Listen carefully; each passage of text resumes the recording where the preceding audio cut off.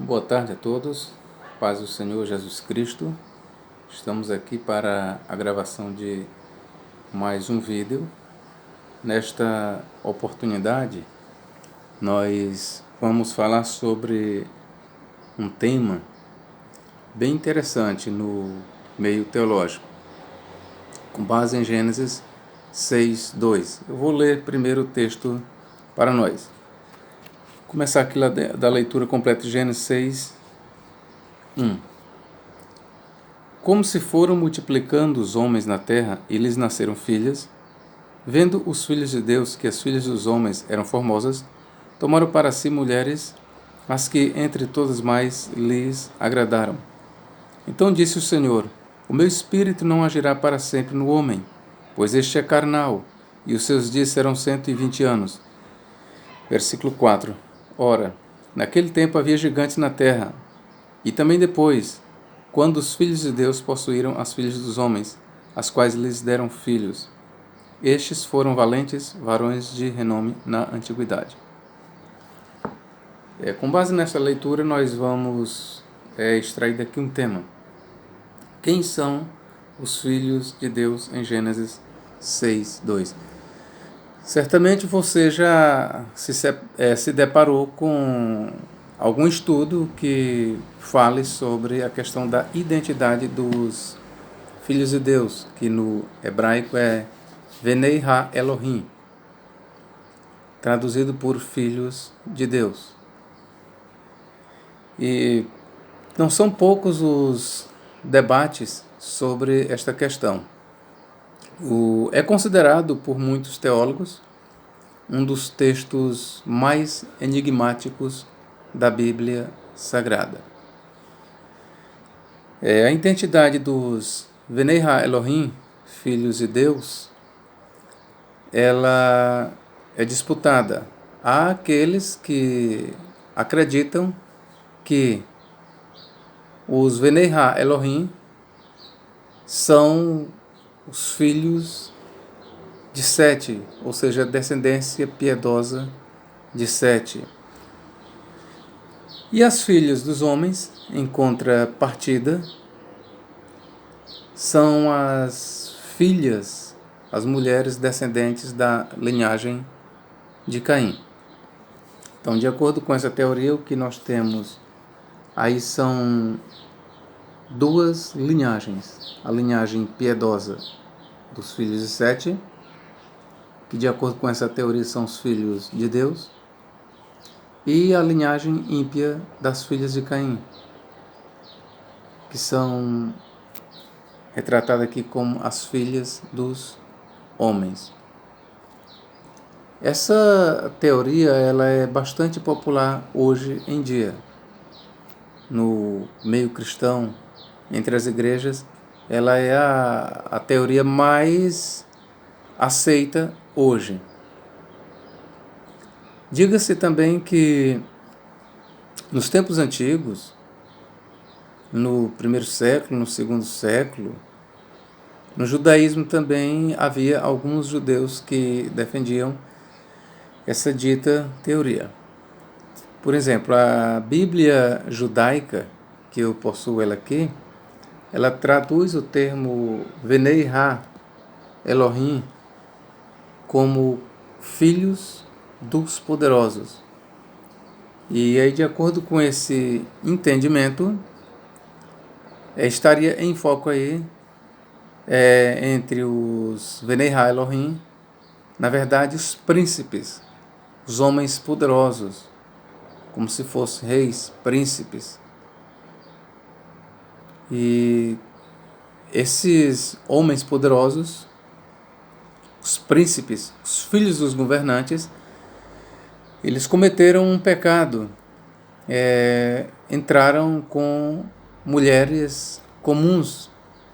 Ainda de acordo com alguns judeus, esses filhos dos poderosos, que são seres humanos, aí retratados como Venei Ha Elohim, entraram as filhas ímpias de Caim. Então nós temos aí uma interpretação muito antiga, uma variante, né? E a outra, como eu já apresentei, é que os filhos de Deus aí são os filhos de Sete, se misturando com as filhas dos homens, as descendentes de Caim. Essa ideia também ela foi defendida por alguns dos pais da igreja pré-nicenos. Mas quem deu, vamos dizer, o golpe final para que essa interpretação fosse propagada do quarto século para cá foi Agostinho de Hipona. No seu livro A Cidade de Deus, volume 2, ele defende que os filhos de Deus aí são os filhos de Sete e as filhas dos homens são as filhas ímpias de Caim. Então, de Santo Agostinho para cá, tornou-se bastante popular essa interpretação. Porém, você precisa saber que essa interpretação ela nunca foi a única e nem foi a primeira. Por exemplo, a Bíblia, a Septuaginta, a tradução dos 70, nos códices mais antigos, e aí você pode consultar, se você tiver acesso a um livro de Filo de Alexandria chamado Os Gigantes. Também você vai consultar a obra de Flávio Josefo, Antiguidades Judaicas, que você descobrirá que a Septuaginta que eles usaram, eles trazem anjos de Deus. A Bíblia Septuaginta, usada por Filo de Alexandria e por Josefos, traz ali como tradução Angeloi Tuteu, anjos de Deus, que é a tradução de Venei Ha Elohim. E Filo de Alexandria, como Josefo, eles entendiam que os Venei Ha Elohim, os filhos de Deus, eram na verdade uma prole angelical. Como é que eles entendiam o texto? É que os anjos, eles deixaram a sua habitação, coabitaram com mulheres e geraram daí gigantes, que são chamados no hebraico de Nefilim. Essa palavra Nefilim vem do Nefil, outros dizem Nefal, que o sentido é caído. Daí alguns tradutores preferem traduzir Nefilins como os caídos. E a ideia por trás do sentido desta palavra Nefilim, caídos, ainda de acordo com muitos mestres judaicos, não só Filon, não só Josefos, mas muitos mestres judaicos mesmo, eles têm em mente aí que Nefilim quer dizer aqueles caídos do céu, ou pelo menos são gerados de anjos caídos.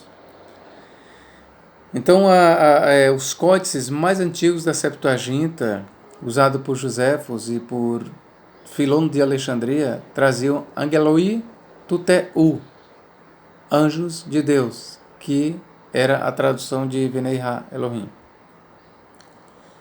Ainda muito antes de Filon e antes de Josefos, nós temos o livro de Enoque, ou Enoque. O livro de Enoque, ele é um livro bastante grande, de 108 capítulos. E este livro, ele quase que trata, ou ele trata quase que exclusivamente, não quase que exclusivamente sobre a queda dos anjos de Deus com as mulheres, filhas dos homens. E nós temos, neste livro de Enoque, na verdade, uma interpretação de Gênesis 6, 2. Viram os filhos de Deus que as filhas dos homens eram formosas, e tomaram para si mulheres, dentre as que todas lhe agradaram.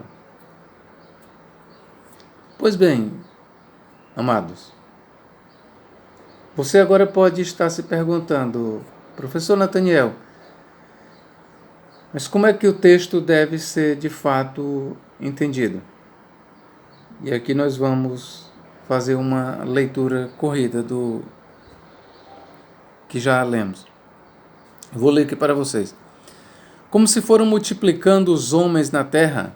Por palavra homens, nós temos no hebraico aqui Ha'adam, o homem, que pode ser colocado também no plural, os homens.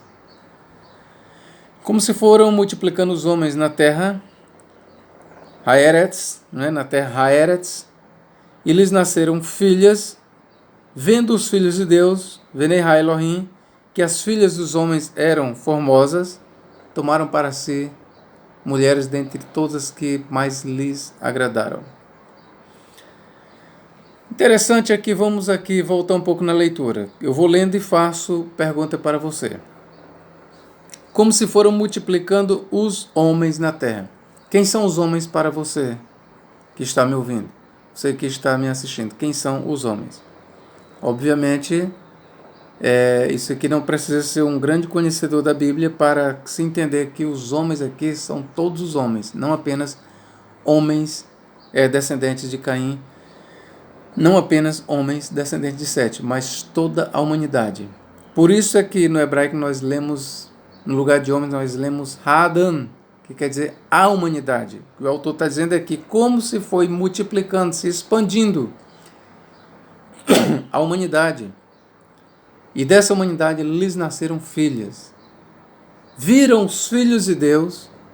Você vê aí um contraste, já uma outra classe. Venei Elohim, viram os filhos de Deus, que as filhas de Adão, ou seja, as filhas da humanidade, eram formosas. Então, a leitura mais lógica que nós começamos a perceber aqui é que os homens aqui não podem ser entendidos como homens específicos de uma determinada linhagem. Nós não podemos de forma nenhuma entender aqui homens apenas como se o autor estivesse dizendo assim, chegou o tempo em que os filhos de Caim se multiplicaram. Não é isso que o autor está dizendo. O autor está dizendo aqui por homens, homens de todas as tribos, povos, línguas e nações. Homens no geral. Eram formosos, tomaram para si mulheres, as que entre todos mais lhes agradaram. Então disse o Senhor, vou pular aqui para o versículo 4. Continuar, pronto, melhor. Então disse o Senhor, o meu espírito não agirá para sempre no homem.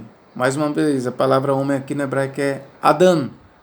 Em outras palavras, o que ele está dizendo? O meu espírito não agirá para sempre na humanidade. O sentido aqui é homem, humanidade. Genérico. Pois este é carnal e os seus dias serão 120 anos. Ora, naquele tempo havia gigantes na terra e também depois, quando os filhos de Deus possuíram as filhas dos homens. Mais uma vez nós temos em homens aqui, Ha'adam, a humanidade. Então os homens aqui, amados, nós precisamos entender que por homens aqui, entenda-se a humanidade.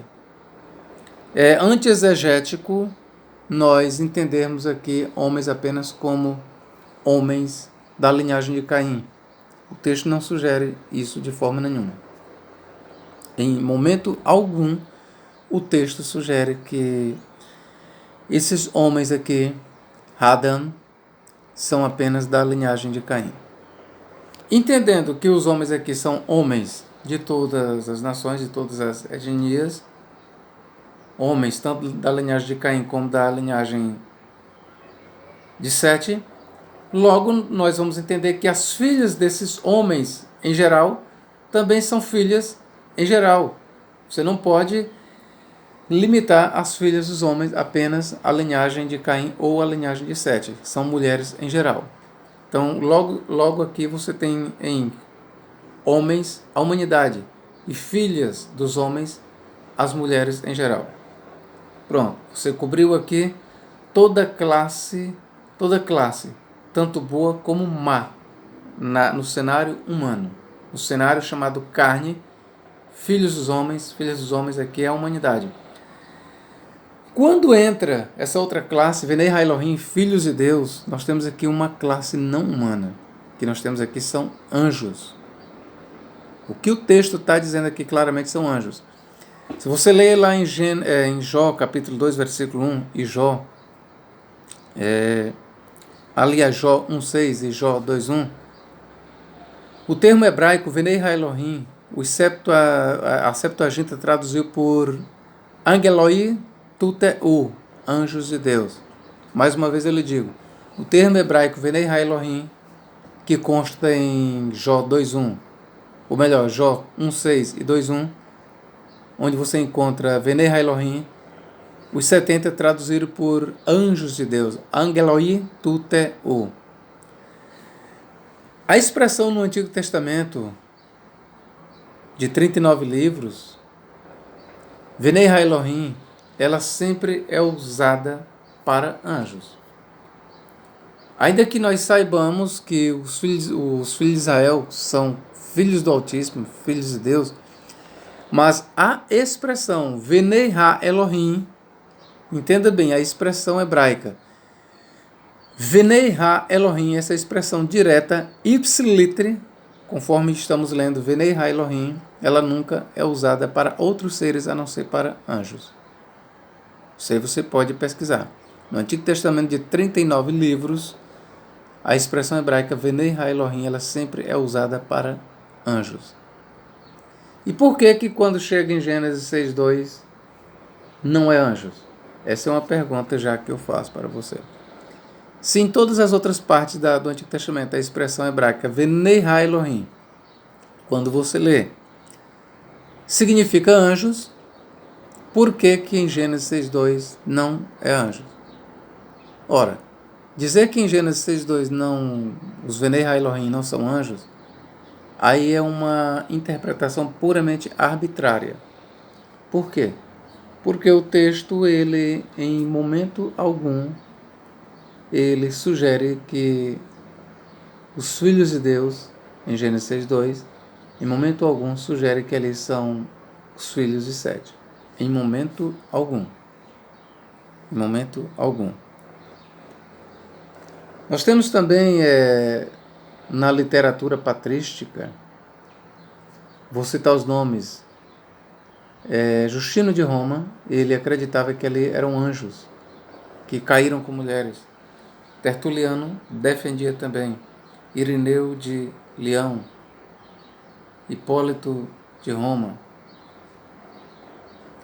E assim por diante. A maioria dos pais da igreja, antes de Santo Agostinho, eles defendiam que os filhos de Deus, em Gênesis 6,2, são anjos.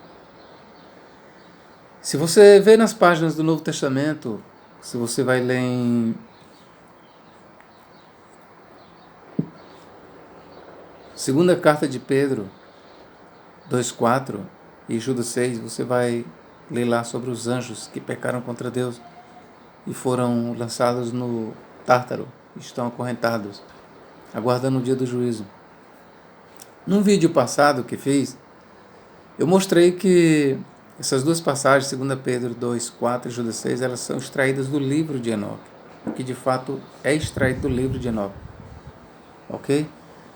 E acresça-se a isso que quando Pedro e Judas falaram em anjos presos, ele tinha em mente, além de ter extraído do livro de Enoque, ele tinha em mente os anjos, os filhos de Deus em Gênesis 6,2. O que Pedro e Judas estavam fazendo alusão ali era aos anjos de Gênesis 6,2, chamados de filhos de Deus, no hebraico Venei Ha-Elohim. O que Pedro e Judas tinham em mente ali, na verdade, quando eles falaram anjos, eram os filhos de Deus de Gênesis 6,2. Então, tanto Pedro como Judas, eles defendiam, de fato, que os anjos caíram com as mulheres.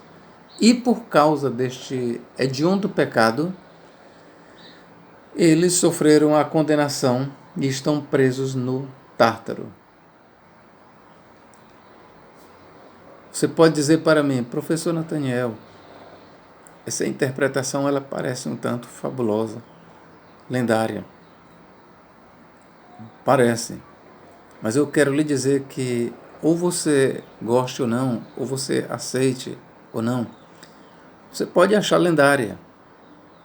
Você pode considerar essa interpretação fabulosa.